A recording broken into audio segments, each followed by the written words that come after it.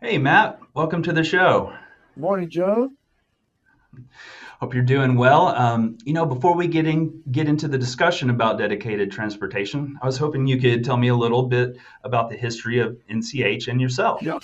Well, sure, be glad to. First of all, NCH we're a global industrial maintenance products company manufacturer.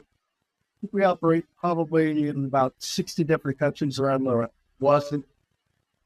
Privately held company, uh, and about 105 years old. Been around for a while. Myself, I've been here a few decades, somewhere in the 37-year time frame.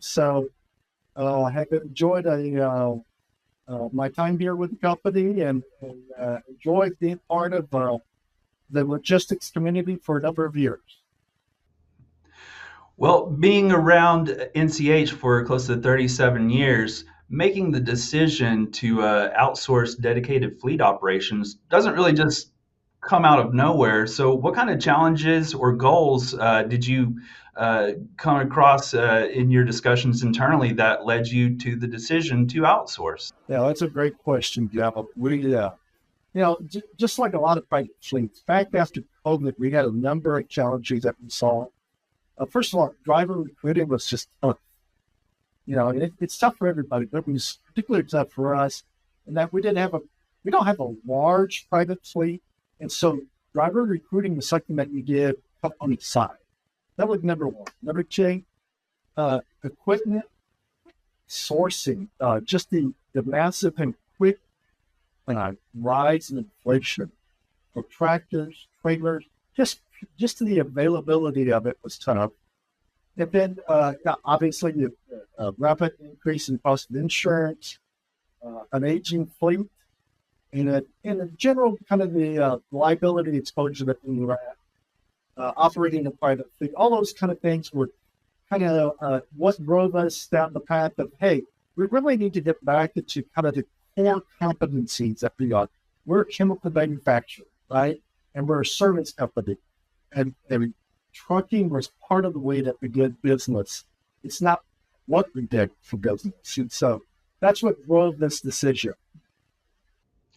Well, that's certainly I think those are probably the most common pain points that we see with companies that are approaching us to outsource their dedicated fleet operations or to onboard completely new dedicated operations.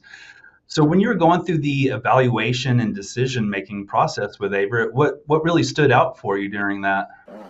Another great question. Couple of things that we looked at was first of all the flexibility in the way that the agreement was structured. Uh, the ability to scale up your fleet as needed, and we've done that since we've started.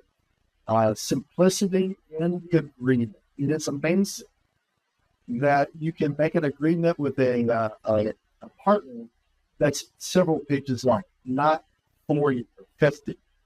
Uh, Again, also the reputation that Uber has in the industry. And the way that they approach business in partnerships.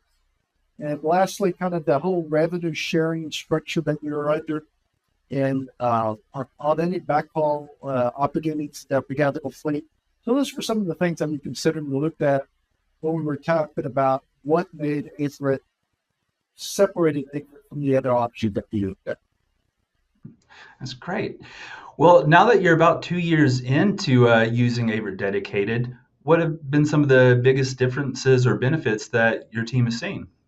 With number one, consistent service.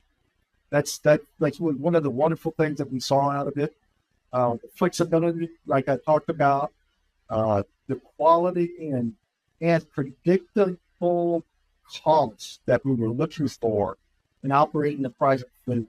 So that we've seen that much so far since we've taken the fleet to the Averitt team. Well, I know that change can sometimes be challenging. So, dedicated fleets, whether you're outsourcing or just bringing a dedicated fleet in for the first time, that can be a big transition. So, how has this experience been for your team and drivers?